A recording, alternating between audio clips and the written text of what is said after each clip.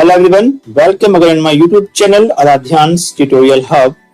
Friends, in last video you have learned about harmful effects of microorganisms where you have studied about food poisoning and you know what is the reason behind food poisoning, that is spoiling of food. So that's why we have to preserve our food so that we can keep away from microorganisms.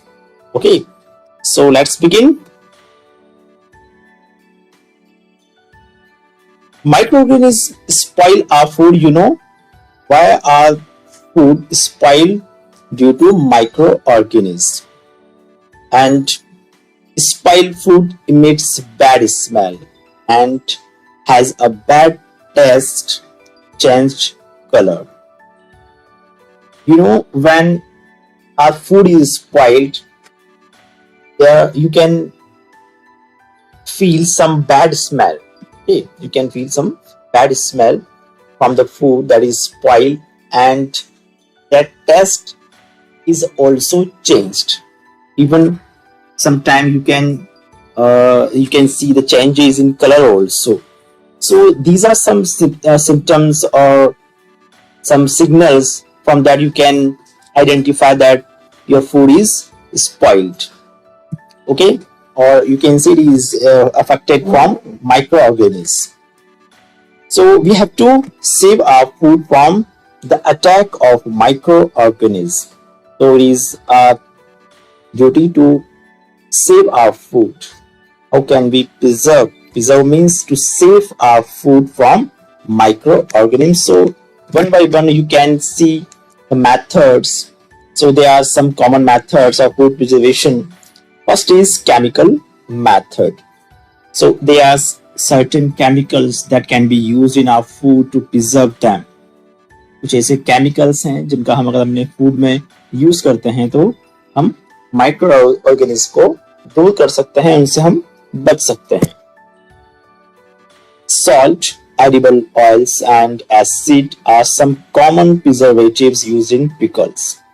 आप लोग जानते हैं जब pickles तैयार किया जाता है तो उस केस में हम इसमें क्या डालते हैं? Salt, edible oils, mustard oil and other types of oil can also be used, and acid like vinegar.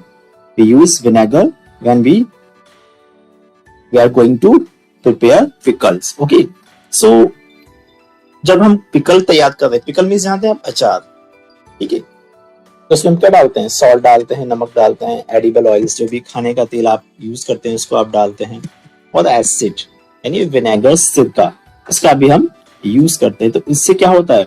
जो माइक्रो ऑर्गेनिज्म हैं वो सर्वाइव नहीं कर पाते या उनकी ग्रोथ रुक जाती है और वो अपना इफेक्ट नहीं शो कर पाते. ओके, इसके अलावा sodium benzoate and sodium metabisulphite, these are two chemicals that are used in jams and spices to check their spoilage. यानी जो सोडियम बेंजोएट है और सोडियम मेटाबाइसल्फाइड है, अगर इनका हम यूज करें, किसमें जनरली यूज करते हैं इनका? जैम.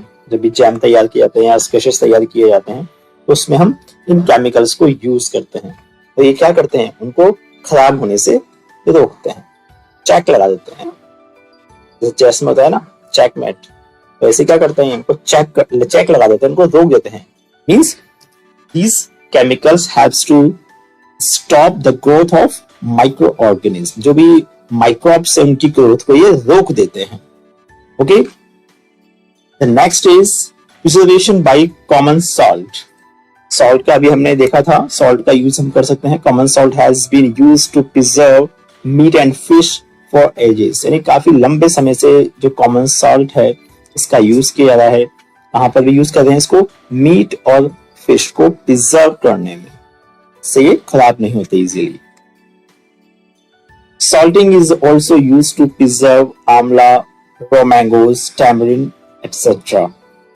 अगर आंवला, रॉ मैंगो मीन्स जो कच्चा आम, केरियां जो होती हैं, टैमरिन, इमली है, इनको प्रिजर्व करना है, इनको आपको लंबे समय तक रखना है, तो भी क्या होता है? हम सॉल्ट का यूज करते हैं. इसकी हेल्प से इसको हम लंबे समय तक सेफ रख सकते हैं. Next is preservation by sugar. तो शुगर भी हेल्पफुल है to stop the growth of microbes, harmful microbes. So we can use sugar in jams, jellies, squashes. यहाँ हम शुगर को यूज कर सकते हैं क्योंकि ये टेस्ट में कैसे होते हैं, ये मीठे होते हैं ना, स्वीट क्यों होते हैं, शुगर की वजह से. और शुगर की हेल्प से क्या होता है, जो माइक्रोब्स है उनकी ग्रोथ नहीं हो पाती है. Sugar reduces the moisture content which inhibits the growth of bacteria. और ये जो शुगर है इसकी प्रॉपर्टी क्या है, ये मॉइस्चर को कम करता है. ये मॉइस्चर को कम कर देगा तो क्या होगा, इससे जो बैक्टीरिया उसकी ग्रोथ कम हो जाती है. Okay. Preservation by oil and vinegar. अभी हमने देखा था पिकल्स में हमने ऑयल और विनेगर का जिक्र किया था. Use of oil and vinegar prevents spoilage of pickles because bacteria can not live in such an environment. क्योंकि ऐसे एनवायरमेंट में जो बैक्टीरियाज हैं वो सरवाइव नहीं कर पाते हैं, इसलिए हम पिकल्स में जनरली ऑयल और विनेगर को यूज करते हैं. ओके स्टूडेंट्स, नेक्स्ट मेथड है हीट एंड कोल्ड ट्रीटमेंट्स, यानी कि हीट गर्म करना फिर इसको ठंडा करना. ये ट्रीटमेंट, इस ट्रीटमेंट से भी हम जो है अपने फूड को प्रिजर्व कर सकते हैं. Boiling milk kills many micro organism. आपके घरों में दूध आता है, मिल्क आता है, तो जब भी वो आता है आप क्या करते हैं, सबसे पहले उसको आप बॉयल करते हैं. बॉयल करने से क्या होता है, उसके अंदर जो भी माइक्रो ऑर्गेनिज्म है that will kill when you boil the milk. Okay. जब भी हम मिल्क को बॉयल करते हैं तो क्या होते हैं, वो जितने भी माइक्रो ऑर्गेनिज्म है वो किल्ड हो जाते हैं, इसलिए हम इसको बॉयल करते हैं. We keep our food in the refrigerator. Low temperature inhibits the growth of micro organism और माइक्रोब्स. ओके. रेफ्रिजरेटर का यूज भी हम करते हैं. यहाँ तो हमने बॉयल किया है यानी कि हीट किया है. हम कोल्ड ट्रीटमेंट जैसे कि रेफ्रिजरेटर, अगर हम रेफ्रिजरेटर का यूज करें, आप रखते भी अपने फूड को सेफली रख पाते हैं रेफ्रिजरेटर में. कि लो टेम्परेचर जब होता है तो उसमें क्या होता है, जो माइक्रोब्स है उनकी ग्रोथ रुक जाती है, स्टॉप हो जाती है, इनहिबिट होती है, इसलिए हम रेफ्रिजरेटर का यूज भी कर सकते हैं. Next is pasteurised milk can be consumed without boiling as it is free from harmful microbes. जो पास्चराइज्ड मिल्क होता है उसको भी हम डायरेक्ट कंज्यूम कर सकते हैं, उसको हम काम में ले सकते हैं विदाउट बॉइलिंग, उसको बिना बॉयल किए, क्योंकि उसमें भी कोई माइक्रोब्स, हार्मफुल माइक्रोब्स नहीं होते हैं. अब ये पास्चराइज्ड मिल्क क्या होता है, यहाँ पर पास्चराइजेशन जो एक मेथड है इसको आप याद रखेंगे. The milk is heated to about 70 degree Celsius for 15 to 30 seconds and then suddenly chilled and stored. हमने क्या किया है, मिल्क को हीट किया है. किस टेम्परेचर पर, 70 डिग्री सेल्सियस पर हमने इसको हीट किया है.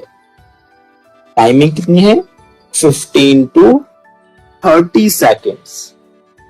तो उसको फिर सडनली, उसके बाद तुरंत उसे हम क्या करेंगे, चिल्ड कर देंगे, उसे ठंडा करके इसे स्टोर कर लेंगे. By doing so, it prevents the growth of microbes. ऐसा करने से क्या होगा, जो माइक्रोब्स हैं, हार्मफुल माइक्रोब्स हैं, उसके अंदर वो उनकी ग्रोथ रुक जाएगी. This process was discovered by Louis Pasteur. ये चीज आपको याद रखनी है.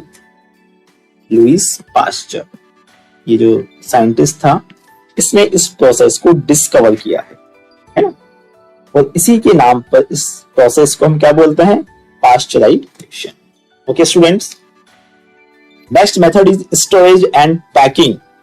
Sometime we store food by packing them in certain polythenes and other storage items. Okay, so you can see there are some dry fruits like cashew nuts, kishmish. Okay, these are packed in packed polythene. Okay, dry fruits and even vegetables are sold in sealed airtight packets. इनके जो packets होते हैं वो कैसे होते हैं, sealed होते हैं और एयर टाइट, यानी उसमें एयर अंदर नहीं जा सकती. To prevent the attack of microbes, और उससे क्या होता है, जो माइक्रोब्स हैं उनका अटैक नहीं हो पाता, उसमें एंटर नहीं कर पाते हैं. तो हम स्टोरेज करने के लिए इसको पैकिंग भी कर सकते हैं, air tight packing. Okay. Next topic is nitrogen fixation. This topic was also discussed in the chapter crop production and management, where we have learned about Rhizobium bacterium. This bacterium lives in the root nodules of leguminous plant and fixes atmospheric nitrogen. It is an example of symbiotic relationship. जो rhizobium bacterium ये कहाँ होता है, ये leguminous plant है, like P है ना, जितने भी जो सीरियल्स हैं उनके जो प्लांट्स हैं, ठीक है, जिनमें लेग्यूम्स हैं, जिनमें आपको लेग्यूम्स दिखती हैं, फलियां दिखती हैं, ऐसे जो प्लांट्स हैं उनकी रूट नोड्यूल्स में क्या होता है, राइजोबियम बैक्टीरियम होता है। ये इसका वर्क क्या है, ये एटमॉस्फेरिक नाइट्रोजन का फिक्सेशन करता है, इसको नाइट्रोजनस सब्सटेंस में कन्वर्ट कर देता है, जो कि सॉइल में रूट के द्वारा एब्जॉर्ब हो जाते हैं इजीली। कि जो प्लांट्स की जो रूट है वो डायरेक्ट एटमॉस्फेरिक नाइट्रोजन जो गैसियस फॉर्म में उसको एब्जॉर्ब नहीं कर सकती। ओके, तो ये वर्क कौन कर रहा है, राइजोबियम बैक्टीरियम। और राइजोबियम बैक्टीरियम को रहने की जगह कौन दे रहा है, वो लेग्यूमिनस प्लांट की जो रूट्स हैं, यानी दोनों एक दूसरे के लिए कुछ ना कुछ हेल्प कर रहे हैं, इसलिए इसको हम क्या बोलते हैं, सिम्बायोटिक रिलेशनशिप, एक दूसरे के काम आते हैं। Okay. Sometimes nitrogen gets fixed through the action of lightning. आपने देखा होगा कि जब भी लाइटनिंग होती है, लाइटनिंग समझते हैं, बिजली चमकना, जब बिजली चमकती है स्काई में, उस केस में भी क्या होता है कि कुछ जो नाइट्रोजन है वो भी फिक्स होती है, मींस वो भी नाइट्रोजन ऑक्साइड में कन्वर्ट हो जाती है। ठीक है, एक पॉइंट है जिसे आप चाहें तो याद रख सकते हैं, the nitrogen in the atmospheric gets superheated by the lightning. Means क्या होता है, जब लाइटनिंग होती है तो उस केस में जो एटमॉस्फेरिक नाइट्रोजन है वो क्या होती है, सुपरहीटेड, इतनी ज्यादा ओवरहीट हो जाती है, which causes the nitrogen to bond with oxygen in the air to form nitrogen oxide। यानी जो नाइट्रोजन जो गैसियस फॉर्म में होती है उसके बॉन्डिंग किससे हो जाती है, ऑक्सीजन के साथ, और क्या बनता है, नाइट्रोजन ऑक्साइड। और ये नाइट्रोजन ऑक्साइड क्या होगा, इस nitrogen oxide then get wash to earth through rain, यानी कि जो रेनिंग हो रही है उस समय, बरसात के समय ही होती है लाइटनिंग, जो बारिश हो रही है पानी में क्या है, H2O वाटर, और H2O किससे रिएक्ट करेगा, नाइट्रोजन ऑक्साइड से, और क्या बनाएगा, नाइट्रिक एसिड। तो उस फॉर्म में ये रेन के साथ कहां जाएगा, अर्थ पर, और देन इसका फर्दर जो है इसको चेंज कर दिया जाएगा नाइट्रेट, नाइट्राइट, यानी ऐसे सब्सटेंस में जो कि प्लांट इसको एब्जॉर्ब कर सकते हैं। हालांकि इसका जो परसेंटेज होता है वो बहुत लो होता है। Okay students, now this is our last topic, nitrogen cycle. You know the percentage of nitrogen in atmosphere is 78% and this ratio is fixed.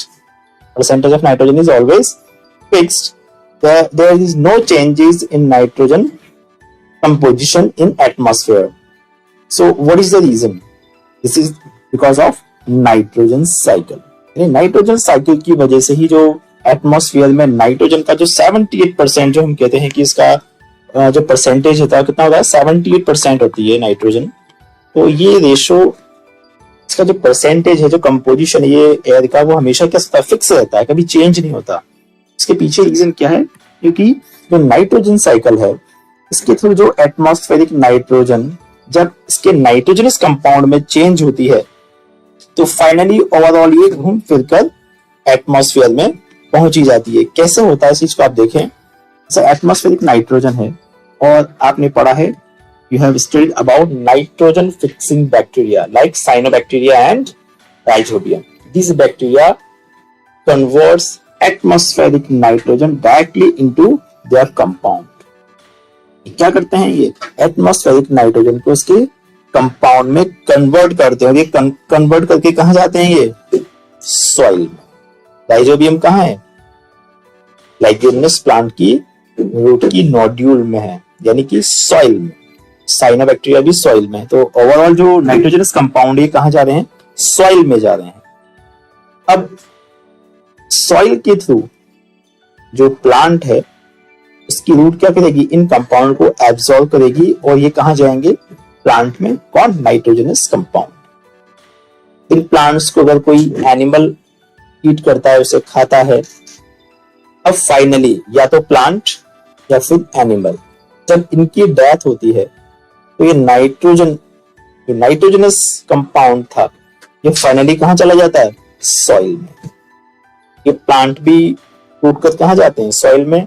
और एनिमल भी क्या होती है, जब उनकी डेथ हो जाती है वो भी नेचर में ही, सॉइल में ही वो डिकम्पोज हो जाते हैं। तो फाइनली जो नाइट्रोजन कंपाउंड थे वो कहां पहुंच गए? सॉइल में। अब इस सॉइल से ये नाइट्रोजनस कंपाउंड है, इनको नाइट्रोफाइंग बैक्टीरिया, यानी कुछ ऐसे बैक्टीरिया होते हैं, यहाँ जो बैक्टीरिया थे इनका काम क्या था?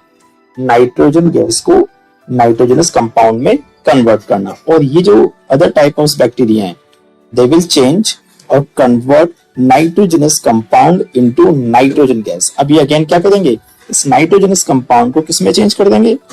नाइट्रोजन गैस में। और ये कहां चल गई वापिस? एटमॉस्फेयर में। तो इस प्रकार से आप देख सकते हैं कि जो उसका कंपोजिशन है नाइट्रोजन की, उसका जो परसेंटेज है वो मेंटेन रहता है। ओके, इसके अलावा एक पॉइंट और कौन सा था? लाइटनिंग। हमने डिस्कस किया था, है ना? लाइटनिंग के थ्रू क्या होता है? जब बरसात का समय होता है तो एटमॉस्फेरिक नाइट्रोजन है, ये भी नाइट्रोजनस कंपाउंड में कन्वर्ट होता है। उसके बाद फाइनली या तो ये इस सर्कल को, इस साइकिल को फॉलो करेगी, या फिर ये इस साइकिल के थ्रू वापिस एटमॉस्फेयर में मिल जाएगी। ओके, तो स्टूडेंट्स आपको ये जो नाइट्रोजन साइकिल अच्छे से समझ में आ गया होगा। Now there are some top comments of this week. Okay students, meet again in next video. Till then, keep watching Aradhyan's Tutorial Hub and don't forget to like this video. And if you have not subscribed this channel yet, so please subscribe and share.